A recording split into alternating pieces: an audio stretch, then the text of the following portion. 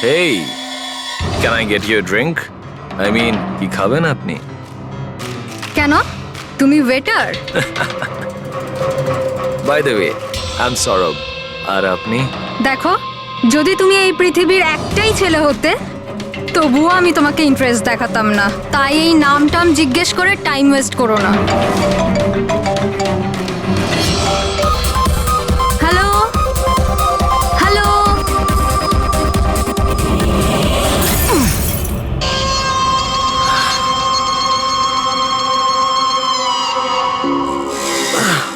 Hello hello, শুনতে পাচ্ছি না,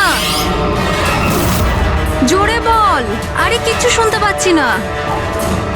আরে এখানে নেটওয়ার্কও নেই। হ্যালো হ্যালো,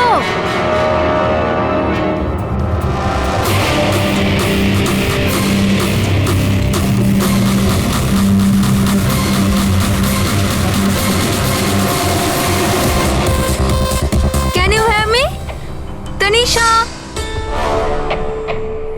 নেটওয়ার্ক কি করে চলে গেল?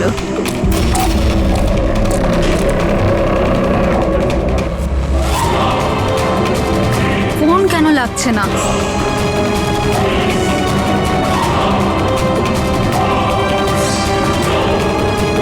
হ্যালো আয়েশা, আয়েশা তুই আমার কথা শুনতে পাচ্ছিস?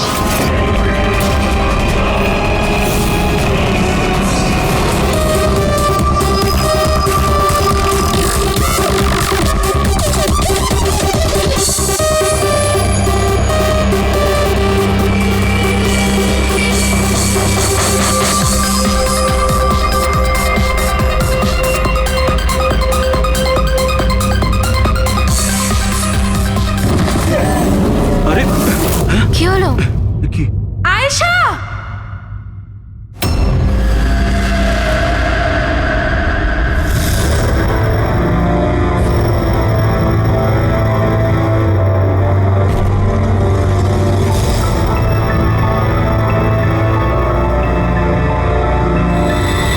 কি করে হলো এগুলো?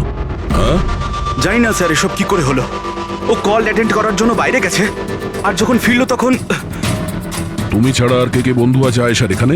স্যার এ হলো প্রীতি, আর এ হলো বিশাল স্যার, আয়শার বয়ফ্রেন্ড। দেখে তো মনে হচ্ছে আয়েশার কারোর সঙ্গে হাতাহাতি হয়নি। ও ফোন রিসিভ করার জন্য বাইরে গেছিল আর ওখানে খুনি আগে থেকেই ওর জন্য ওয়েট করছিল। তার মানে স্যার খুনি এসব প্ল্যান করে করেছে? না পঙ্কজ, এটা তো প্ল্যান মার্ডার মনে হচ্ছে না। যদি প্ল্যান মার্ডারই হতো তাহলে ও অন্য কোনো হাতিয়ার ইউজ করতো, কাঁচের ইউজ করতো না। তার মানে হঠাৎ কেউ একজন হয়তো খুব রেগে যায় আয়েশার উপর আর তারপর মেরে দেয়। মনে হচ্ছে তো এরকমই ফ্রেডি। আয়েশার এখানে কারোর সঙ্গে ঝগড়া টগড়া হয়েছিল? কোনো তর্ক বিতর্ক? হ্যাঁ, এরকম চুপ করে থাকলে কিন্তু কাজ হবে না। এই যে সিসিটিভি ক্যামেরা আছে, দেখলে সবই আমরা জানতে পারবো। সরি স্যার, সিসিটিভি ক্যামেরা কাজ করছে না। হোয়াট? সিসিটিভি কাজ করছে না? এত গাফিলতি? স্যার ওই কাল শেষের গানটার কারণে ধোয়ার জন্য হয়তো কোনো টেকনিক্যাল ফল্ট দেখা গেছে। আমি তাড়াতাড়ি ঠিক করব। তুমি তো তখন ঠিক করাবে যখন তোমার ক্লাব আবার খুলবে। কেস সলভ না হওয়া পর্যন্ত তোমাদের ক্লাব বন্ধ। স্যার আমার মনে হচ্ছে এই খুন সৌরভ করেছে। বড় লোকের বিগড়ে যাওয়া ছেলে। Hey, can I get you a drink? I mean, কি খাবেন আপনি? কেন? তুমি ওয়েটার? By the way, আমি সৌরভ। আর আপনি? দেখো, যদি তুমি এই পৃথিবীর একটাই ছেলে হতে তবুও আমি তোমাকে ইন্টারেস্ট দেখাতাম না। তাই এই নামটাম জিজ্ঞেস করে টাইম ওয়েস্ট করো না।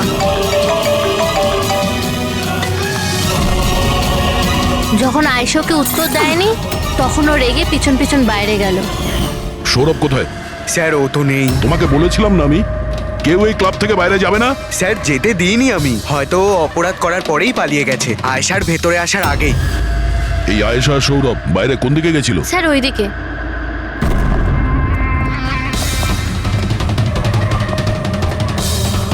স্যার, রক্তের দাগ। তাহলে এখান থেকে আয়েশা ভেতরে গেছিল। আগে দেখি। স্যার দেখুন, এখানেও রক্তের দাগ। পঙ্কজ,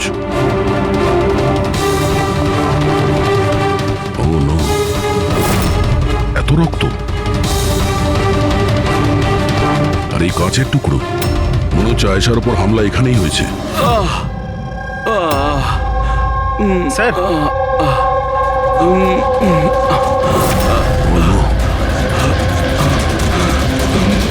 আচ্ছা এ সৌরভ নয় তো? এর পরিস্থিতি খুব খারাপ, অ্যাম্বুলেন্সকে ফোন করো। ক্লাবে এতগুলো লোকের মাঝখানে একটা মেয়ের খুন হয়ে গেল, মামসাদদের খুঁজে পাওয়া যাচ্ছে না। সিসিটিভি ক্যামেরা আছে কিন্তু কাজ করছে না।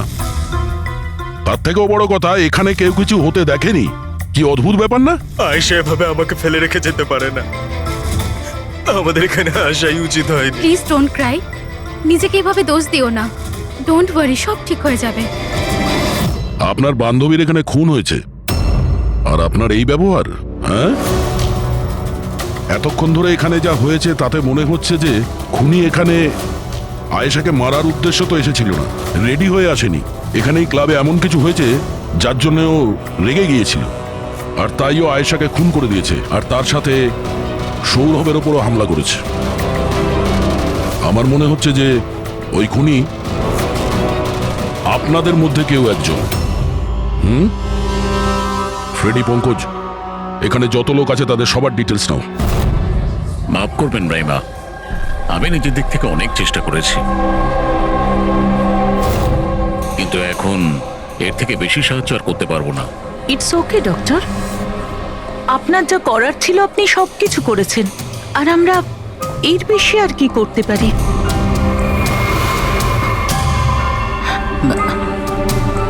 What happen doctor? আপনি ঠিক আছেন তো? হ্যাঁ, আমি ঠিক আছি। আমার একটা অস্বস্তি হচ্ছে। Excuse me. কোথায় যাচ্ছেন আপনি?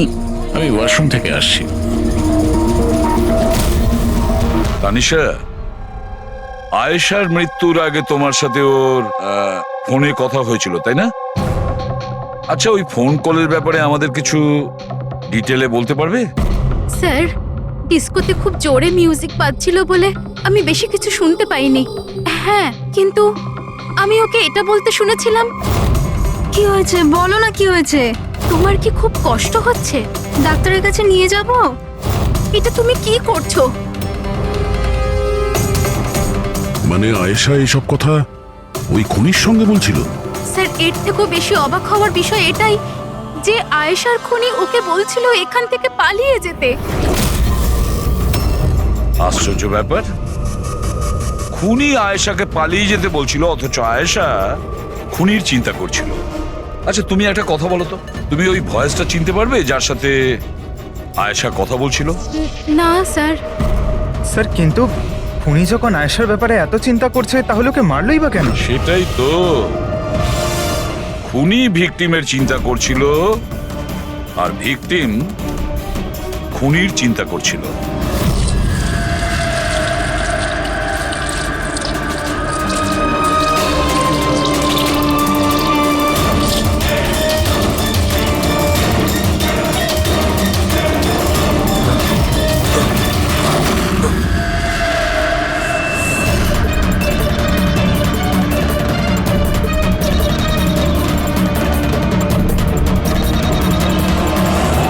গান?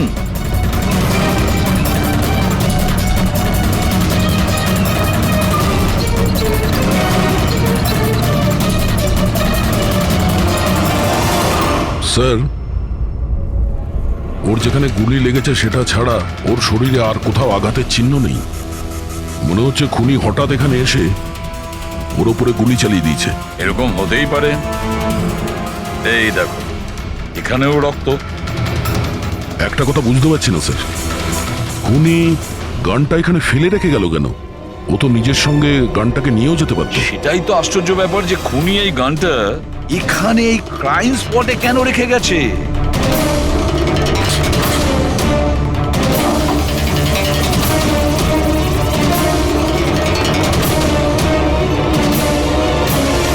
স্যার, এই দেখুন, নিচে এখানে এই টেপটা আটকানো ছিল। ওয়াশ বেসিনের নিচে টেপ? মনে হচ্ছে এখানে টেপ দিয়ে কিছু আটকে ছিল যেটা এখন এখানে নেই। হতে পারে এই কেসের সঙ্গে রিলেটেড কিছু। নিশ্চয়ই দেখতে হবে। রায়মাদেবী, ডক্টর যশবন্ত আপনার ডক্টর ছিলেন তো? আপনারা এখানে এই টেবিলেই বসেছিলেন? হ্যাঁ, আসলে উনি আমার অসুখের কথা বলতেই আমার সাথে দেখা করতে এখানে এসেছিলেন।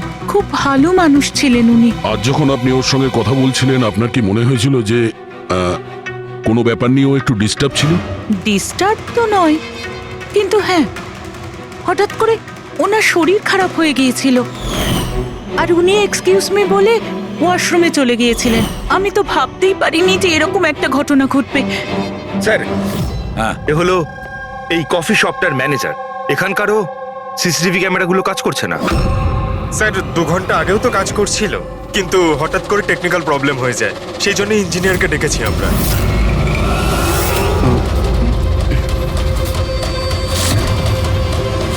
এই একটু দাঁড়াও, এখানে এসো।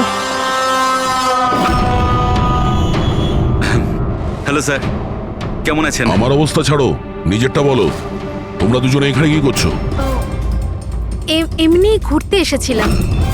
কফি শপে ঘুরতে এসেছিলে? কাল রাত্রে তোমার বান্ধবীর খুন হয়ে গেছে।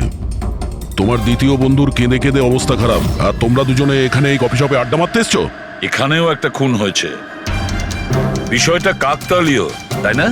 সত্যি কাকতালীয়ই বটে, কারণ আমরা তো জানি না ডক্টর যশবন্ত কে। হ্যালো, ওকে বিউরোতে নিয়ে এসো। ওকে ওকে ওকে ওকে ওকে, থ্যাংক ইউ ভেরি মাচ। কি জানিস পঙ্কজ, অনেক লোক ছিল এই ডিস্কোটায় যখন আয়েশা খুন হয়, আর একজনের ফোন ট্র্যাক করে এইটা জানার জন্য যে মার্ডারের সময় আয়েশার আশেপাশে কেউ ছিল না। তো এই আমার তো চোখ ব্যথা করতে শুরু করেছে।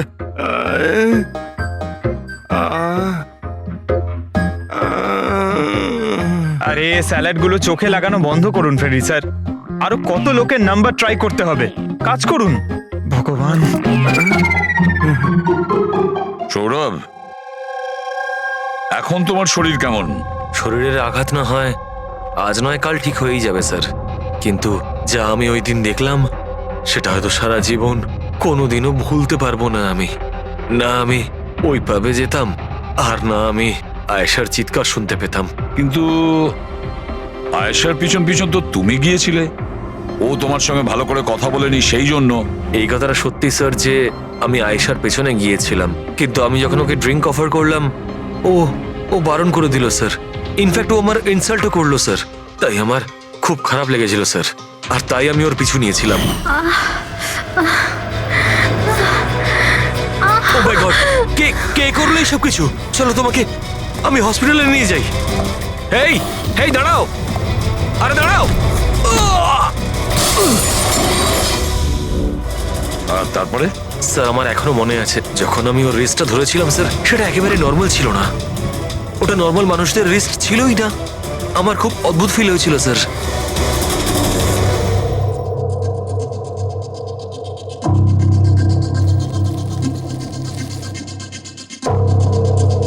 তাহলে আপনি বলছেন ডক্টর সালুকে যে এই বন্দুকের ওপর কিছু চটচটে লেগে আছে? হ্যাঁ, ওই চটচটে জিনিসটা রাবারের মতো, ওই যেমন সেলোটেপে হয় না, ওই রকম।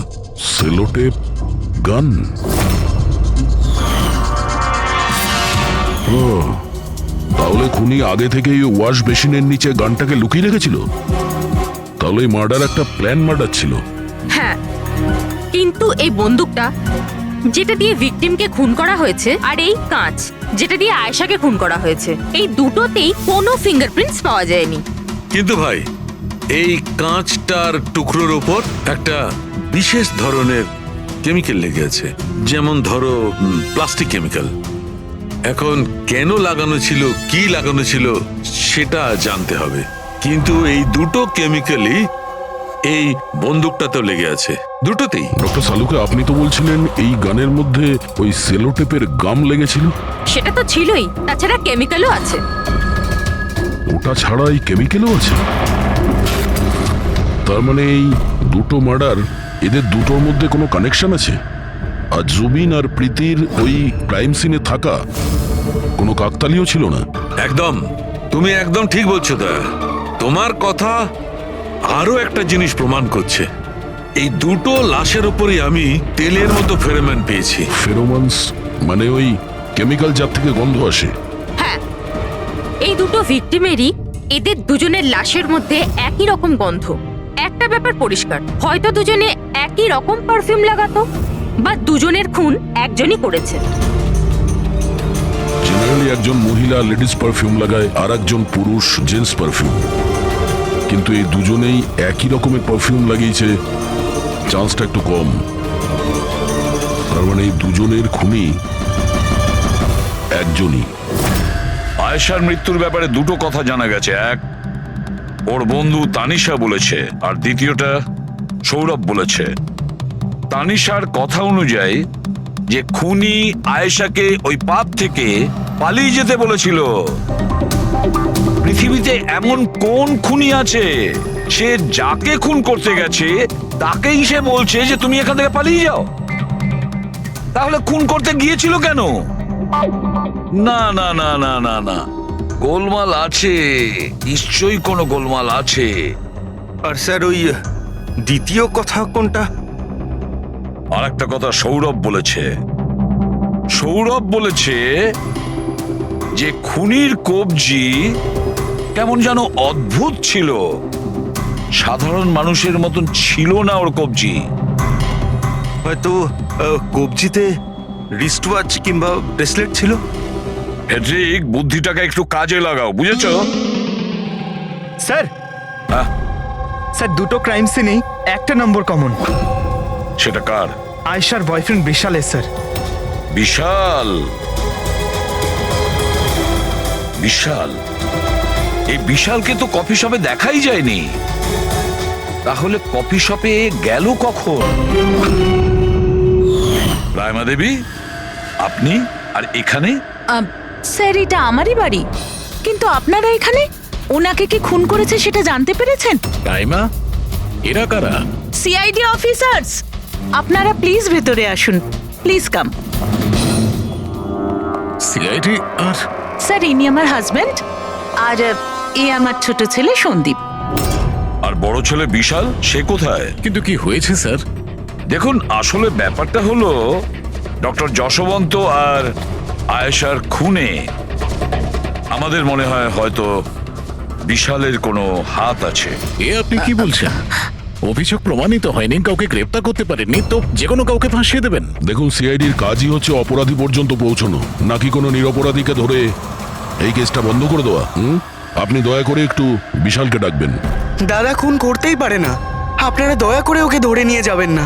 সন্দীপ, আমরা কিন্তু তোমার দাদাকে এখানে ধরতে আসিনি, আর আমরা এটাও বলিনি যে তোমার দাদা কিছু করেছে। আমরা তো তোমার দাদাকে কিছু প্রশ্ন করব, ব্যাস। আপনারা আমাকে সন্দেহ করছেন? এক মিনিট বিশাল, তুমি ভেতরে যাও, আমি এই সিআইডির লোকেদের তোমায় বিরক্ত করতে দেবো না। দেখুন, সিআইডির কাজে বাধা দেওয়াও কিন্তু একটা অপরাধ, তাই প্লিজ আমাদের নিজেদের কাজ করতে দিন। বিশাল,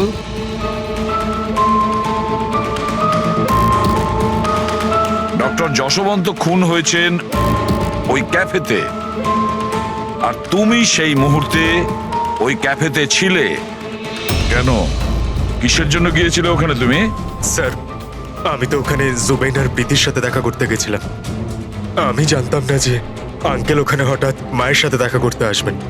আয়েশার সাথে তোমার ঝগড়া চলছিল না? আমি ভীষণ কষ্ট পেয়েছি স্যার ও মারা যাওয়ার পর। আমি জানি না ওকে ছাড়া আমার বাকি জীবন কিভাবে কাটাবো। আমি কিছুদিন একা থাকতে চাই। ঠিক আছে, তুমি গিয়ে রেস্ট নাও। এরপরে কিন্তু দেরি করা যাবে না। আরে, আপনারা আবার এখানেও? মাঝে মাঝে নিজের বাড়িতে যান নাকি? সবসময় বিশালের আশেপাশে ঘোরাফেরা করছেন? না স্যার, এমন কোনো কথা নয়। অ্যাকচুয়ালি ও খুব হতাশ হয়ে থাকে, ভাবলাম ওর সাথে থাকলে ভালো হয়। খুব গভীর বন্ধুত্ব, হ্যাঁ? জুবিন, প্রীতি, বিশাল, কড়া নজর রাখতে হবে এই তিনজনের ওপর।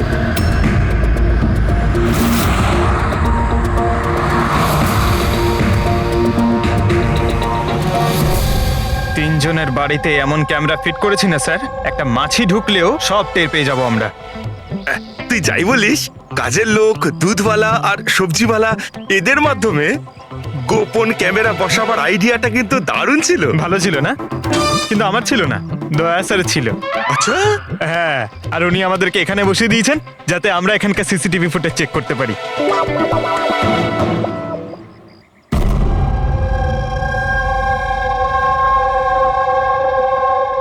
আরে বস, বস একটা বড় সূত্র হাতে এসেছে যেটা এই কেসটার সলভ করতে সাহায্য করবে। সেটা কখন বলবে?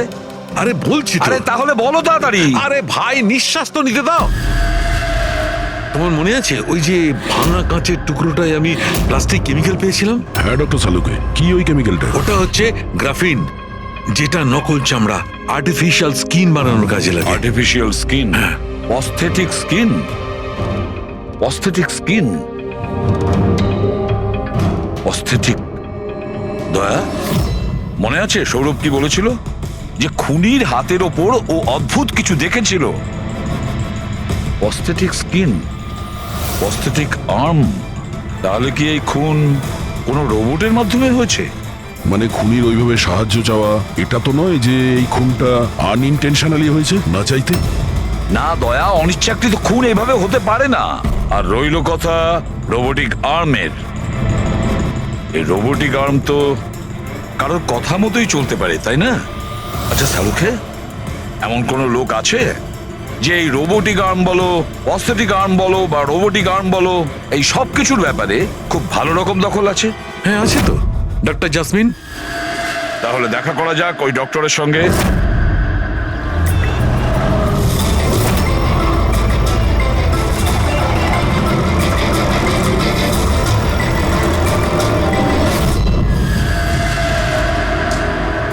ডক্টর জাসমিন, আমরা এটা জানতে চাই যে যদি এই এরকম প্রস্থেটিক লাগানো হাত লাগানো হয়েছে রোবোটিক আর্ম, তাহলে কি ওই হাত, ওই আর্ম অন্য কারোর ইনস্ট্রাকশনে কাজ করতে পারে?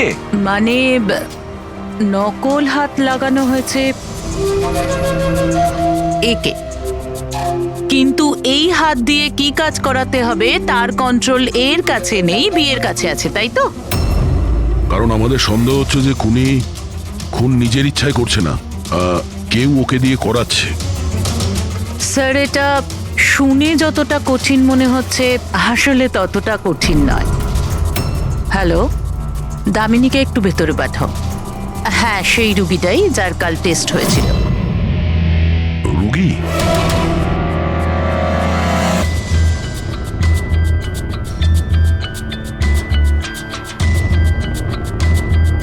স্যার, দামিনীর ডান হাতটা ফ্যাক্টরিতে কাজ করার সময় মেশিনে কাটা পড়েছিল।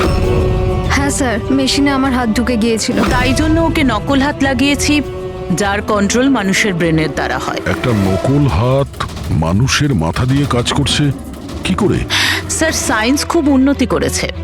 আসলে এই ধরনের নকল হাত সায়েন্সের একটা খুব বড় আবিষ্কার। এটাতে এক ধরনের চিপ আছে, মানে সফটওয়্যার, যেটা ব্রেনের দ্বারা কন্ট্রোল করা হচ্ছে। মানে মানুষের ওঠা বসা যেমনভাবে আসল হাত পা নাড়ানো যায়, সেইভাবেই এই নকল হাত পা নাড়ানো হয়, যেটা ব্রেন কন্ট্রোল করে। গ্রেট, বিজ্ঞান সত্যি অনেকটা এগিয়ে গেছে। সত্যি রোবোটিক আর্ম।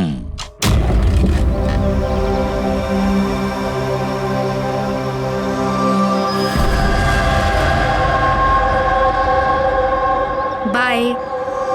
ওরা ওখানে হাত করছে আর আমরা এখানে গাড়িতে বসে আছি।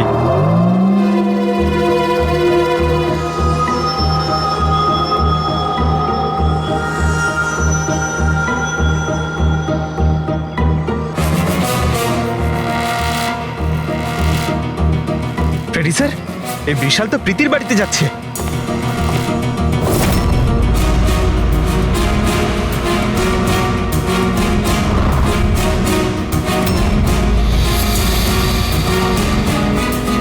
বিশাল, তুমি টেনশন করো না, কেউ কিচ্ছু জানতে পারবে না। আমরা কোনো না কোনো উপায় ঠিক বের করব, ওকে? এ নাও, কফি খাও।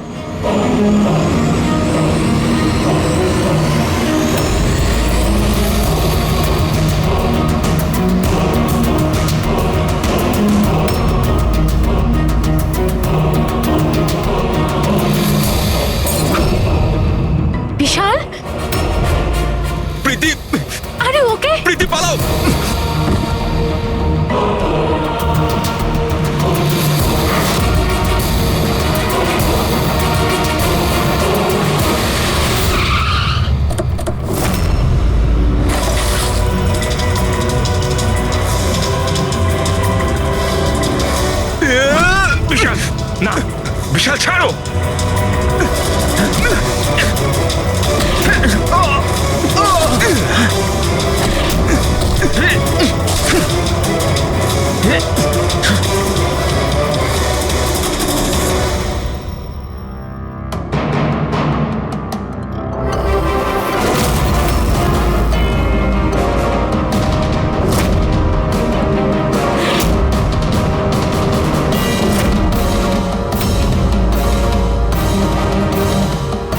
আমি স্বীকার করছি আয়েশা আর ডক্টর আঙ্কেলকে খুন আমি করেছি স্যার।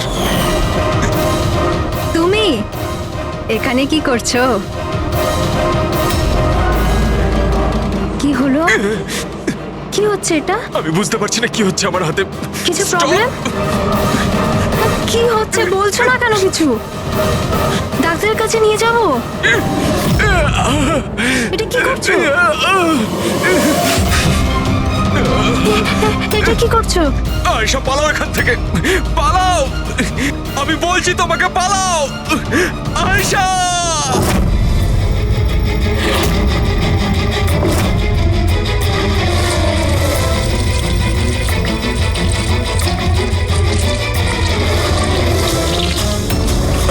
ডক্টর পালিয়ে যাও এখান থেকে। কি করছো এগুলো? আমি কি করবো স্যার, আমার নিজের হাতের উপরে কোনো কন্ট্রোল নেই। কি তোমার হাত তোমার কন্ট্রোলে থাকে না? এর মানেটা কি? জানি না, হঠাৎ করে মাঝে মাঝে কি হয়ে যায়। সেই কারণে তুমি আয়েশাকে ওখান থেকে চলে যেতে বলেছিলে? হ্যাঁ স্যার, আমি আয়েশাকে ওখান থেকে পালাতে বলেছিলাম। আয়েশা পালাও এখান থেকে, পালাও। আর আমি অনেকবার চেষ্টা করেছিলাম যাতে আমি ডক্টর আঙ্কেলের কোনো ক্ষতি না করি। ডক্টর পালাও এখান থেকে তুমি। একটা কথা বলো, কেন গিয়েছিল তুমি ওই ক্যাফেতে? আমি ওখানে ডক্টর আঙ্কেলের কাছে আমার হাত ঠিক করাতে গেছিলাম, আর জুবেন প্রীতি আমাকে সাহায্য করছিল, কারণ আমি আমার বাড়িতে বলতে পারতাম না যে আয়েশাকে আমি নিজের হাতে খুন করে দিয়েছি স্যার। আমি জানি স্যার, আমার কথায় বিশ্বাস করাটা খুবই কঠিন, কিন্তু সত্যি এটাই, খুন আমি নয় বরং আমার হাত করেছে। ডক্টর জাসমিন, বিশাল যা যা বলছে সেটা সত্যি? আমি বলতে চাইছি যে এটা কি সম্ভব যে একটা রোবোটিক আর্ম নিজে থেকেই ডেভেলপ করে আর সেই কারণেই তার মনে হয়েছে যে খুন করা যেতে পারে? চান্সেস কম স্যার, কিন্তু হ্যাঁ, হাতের ভেতরে লাগানো এই চিপকে কেউ যদি হ্যাক করে তাহলে হতে পারে। কি প্রস্থেটিক হাতে লাগানো সফটওয়্যার হ্যাক করা যায়? হ্যাঁ দাদা, হ্যাক হতেই পারে, এটা পসিবল। যখন হ্যাকার এই নকল হাতের চিপ হ্যাক করে তখন এই নকল হাতটা তার ব্রেন দ্বারা কন্ট্রোল হয় না যার শরীরে এটা লাগানো আছে, বরং এই নকল হাতটা কন্ট্রোল হয় হ্যাকারের ব্রেন দ্বারা। তার মানে কেউ একজন বিশালের এই রোবোটিক আর্মের সফটওয়্যারটা হ্যাক করেছিল আর তারপরে ওকে দিয়ে খুন করায়। স্যার, এর থেকে ভালো তো আমি এক হাতেই আমার সারাটা জীবন কাটিয়ে দিই। যে হাতটা অন্যদের জীবন কেড়ে নিচ্ছে, এরকম হাত আমার চাই না স্যার।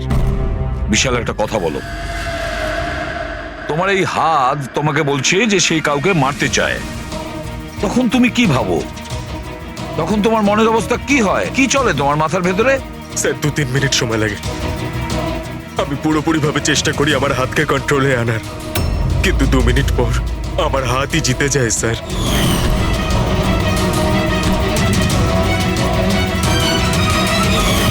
চিন্তা করো না, এবার আমরা তোমার এই রোবোটিক আর্মের ভেতরে একটা ট্রান্সমিটার ফিট করব, আর যার থেকে আমরা জানতে পারবো যে ও কাউকে মারতে চায় বা হয়তো কারোর থেকে ইনফরমেশন পাচ্ছে যে তুমি গিয়ে খুন করো, সেটাও আমরা জানতে পারবো। আচ্ছা বিশাল, একটা কথা বলো, তোমার আসল হাত হারালে কি করে? স্যার, আমি গত বছর ঘুরতে যাচ্ছিলাম, সেখানে একটা রোড অ্যাক্সিডেন্ট হয়। ব্যাস। জীবনে আমাদের অনেকবার পরীক্ষা দিতে হয়। স্যার, আমার পরীক্ষা তো শেষ হওয়ার নামই নিচ্ছে না। যখন নকল হাত নিয়ে সারাটা জীবন কাটাবো ভেবে নিলাম, তখন এই হাতটাই আমার জীবন শেষ করে দিচ্ছে স্যার।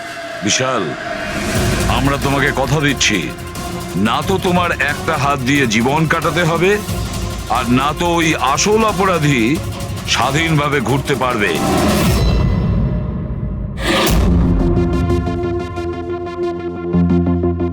বিশাল, অপরাধী প্রথমে বিশালকে দিয়ে আয়েশাকে খুন করায়। আয়েশা, যাকে বিশাল খুব ভালোবাসতো, এরপরে খুন করায় ডক্টর যশবন্তকে, যে বিশালকে সাহায্য করত।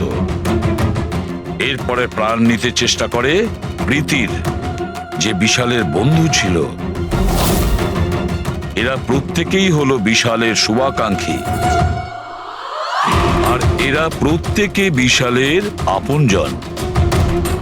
সবাই বিশালের খুব কাছের মানুষ। তাহলে এই অপরাধী কে হতে পারে? কে সেই অপরাধী? এও তো কোনো কাছের মানুষ হতে পারে, বিশালের কোনো আপনজন। পঙ্কজ, বিশালের অ্যাক্সিডেন্টের পুরো ডিটেল আমার চাই, A to Z। Hello sir, আমি Jaspal. Computer expert? Yes sir. Computer hack করতে পারো? যত বড়ই কম্পিউটার হোক বা সার্ভার, এক তড়িতে হ্যাক করতে পারি। রোবোটিক আর্মের সিস্টেম হ্যাক করতে হবে, পারবে?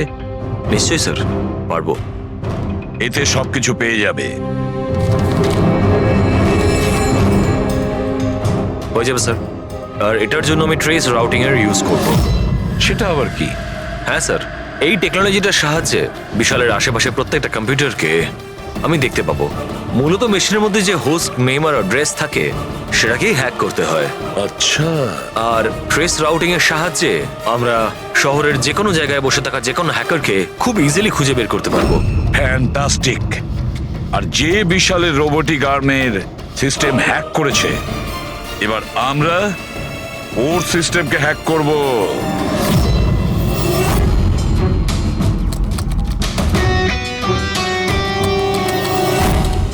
এই দেখুন স্যার, এই সময় বিশালের আশেপাশে এই সব কটা কম্পিউটার অ্যাক্টিভ রয়েছে, আর এর মধ্যে হয়তো কোনো একটাই ওই হ্যাকারের। শুধু একবার জানতে পেরে যাই ওই কম্পিউটারটা কোনটা, তাহলেই কাজটা সহজ হয়ে যাবে। যশপাল, তাড়াতাড়ি করো, আমাদের হাতে সময় কম। বিশাল আজকে আমাকে বাড়িতে কেন ডাকলো? আঙ্কেল আন্টিও নেই, জানি না কি ব্যাপার।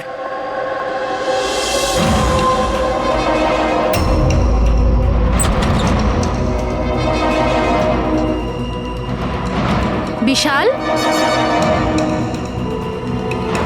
বিশাল। প্রীতি, তুমি জানো যে আমি তোমাকে মারার চেষ্টা করেছি, তবুও তুমি আমার কাছেই এলে। বিশাল, তুমি তোমাকে ফোন করে এখানে ডাকলে? আমি? হ্যাঁ। আমি কখন ডেকেছি? তুমি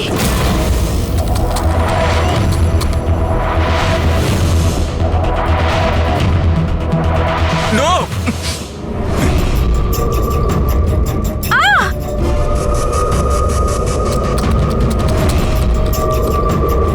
পালাও প্রীতি! বিশাল, প্লিজ বিশাল, পালাও প্লিজ! এখান থেকে!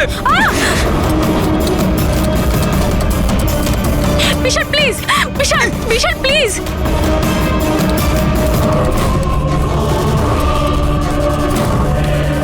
ইয়েস স্যার, ওই হ্যাকারের লোকেশন পেয়ে গেছি।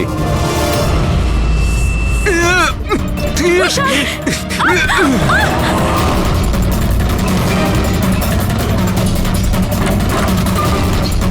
স্যার, আপনি এখানে কি করছেন? বিশাল, প্লিজ!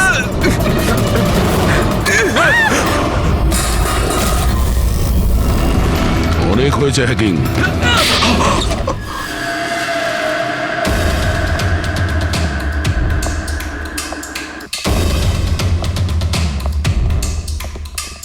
আবার এসে গেলেন আপনারা। এবার এটা যেন বলবেন না যে ওকে আপনারা ধরতে এসেছেন। আগে না, আমরা বিশালকে ধরতে আসিনি, খুনিকে ধরতে এসেছি, যে এই মুহূর্তে এখানে উপস্থিত। খুনি এখানে? কি বলছেন আপনি? আপনি আপনার মিথ্যে অভিযোগ কার উপর লাগাবেন? মনন বাবু, গত বছর একটা গাড়ির অ্যাক্সিডেন্ট হয়েছিল খান্ডালাতে। 3 জন ছিল ওই গাড়িতে, 22 বছরের ছেলে, বিশাল, 15 বছরের ছেলে সন্দীপ, আর 9 বছরের ছোট বাচ্চা সোনিয়া। গাড়ি বিশাল চালাচ্ছিল। গাড়ির অ্যাক্সিডেন্ট খুব সাংঘাতিক হয়েছিল। বাচ্চা মেয়ে সোনিয়া স্পট ডেড হয়ে গেছিল। আর সন্দীপ প্যারালাইজড হয়ে গেছিল। ও এখনো চলতে পারে না। এসব আপনি কি করে জানলেন আঙ্কেল? ওই অ্যাক্সিডেন্টে সব থেকে কম আঘাত লেগেছে বিশালের, তবে যে আঘাতটা লেগেছে সেটাও কম নয়। বিশালের নিজের হাতটা হারাতে হয়েছে। আর তাছাড়া বিশাল আপনার সৎ ছেলে, তাই না? স্যার, বিশাল আমার কাছে নিজের সন্তানের মতোই। আমি আপনাকে রিকোয়েস্ট করছি, আপনি বিশালকে আমার সৎ ছেলে বলবেন না। আই এম সরি মদন বাবু, যদি সব বাবা আপনার মতন ভাবতো তাহলে তো ভালোই হতো। যদি রায়মা দেবী এভাবে ভাবতেন। কি রায়মা দেবী? আচ্ছা, আপনার মনে অনেক রাগ জমে আছে, তাই না বিশালের জন্য? কারণ বিশালের জন্য আপনি আপনার নিজের মেয়েকে হারিয়েছেন, আর আপনার নিজের ছেলে সারা জীবন চলাফেরা করতে পারবে না। আপনি কি বলতে চাইছেন? আমরা কি বলতে চাইছি ওটা এক্ষুনি জেনে যাবেন। পঙ্কজ,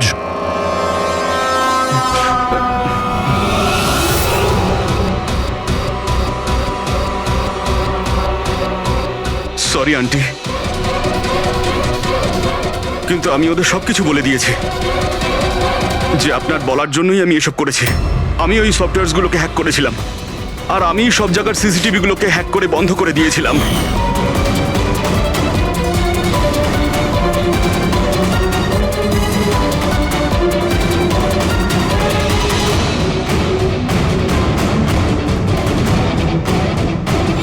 বিশালের থেকে প্রতিশোধ নেওয়ার জন্য আমি ওর গার্লফ্রেন্ডকে মেরেছিলাম। তারপরে ওই ডক্টরকে, যে বিশালকে হেল্প করত, তারপর প্রীতির উপরে আক্রমণ। এসব করার জন্য আন্টি আমাকে অনেকগুলো টাকা দিয়েছিলেন। তুমি যে এতটা নিচে নেমে যাবে আমি ভাবতেও পারিনি। ঠিক আছে, সত্যিটা যখন আপনাদের সামনে এসেই গেছে, তখন আমি আপনাদের সবাইকে এটাও বলছি যে আমি তোমাকে মারার পর ওকেও মারতে চেয়েছিলাম। কারণ যেভাবে আমার আপনজনেরা কষ্ট পেয়েছে, আমিও চেয়েছিলাম বিশাল সেই কষ্টই পাক, ততটা যন্ত্রণা ওরও হোক। ওটা অ্যাক্সিডেন্ট ছিল, একটা ভুল। ভুল? তোমার একটা ভুলের জন্য আমার সারা জীবন অন্ধকার হয়ে গেছে। তুমি রাশ ড্রাইভিং করেছিলে, আর শাস্তি কারা পেল? আমি আর আমার সন্তানেরা। মা, আমি তোমাকে শুধু নিজের মা না, ভগবান ভেবেছিলাম। যদি আমাকে শাস্তি দিয়েই তুমি শান্তি পেতে, তাহলে আমাকে অন্তত একবার বলতে পারতে। হাসি মুখে আমি জীবন দিয়ে দিতাম। আমি তোমার জীবনটা চাইনি, আমি তো তোমাকে বাঁচিয়ে রেখে কষ্ট দিতে চেয়েছিলাম। আর আপনারা সবাই আমাকে দোষ দিতে পারেন না, কারণ আমি যা করেছি সেটা আমার মায়ের মমতার জন্য করেছি। রায়মা দেবী, মা শব্দের অর্থ আপনি জানেন না, সেজন্যই আপনি এত বড় অপরাধ করেছেন। আরে মা তো সেই হয় যে শুধু নিজের নয়, অন্যের সন্তানকেও স্নেহ ভালোবাসা দিয়ে আগলে রাখতে পারে। বিশাল হয়তো আপনার গর্ভের সন্তান নয়, কিন্তু মা বলে তো ও ডাকতো। ও আপনাদের পরিবারেরই একটা অংশ। কোনো মাই তার ছেলের ওপর এইভাবে প্রতিশোধ নিতে পারে না। হ্যাঁ, সেটাও এত ঘৃণ্য। দুটো লোকের প্রাণ নিয়েছেন। না রায়মা দেবী, আপনি বড় ভুল করেছেন, বিশাল ভুল করেছেন। আদালত আপনাকে কোনোদিন ক্ষমা করবে না, কোনোদিন ক্ষমা করবে না। কঠোরতম শাস্তি হবে আপনার।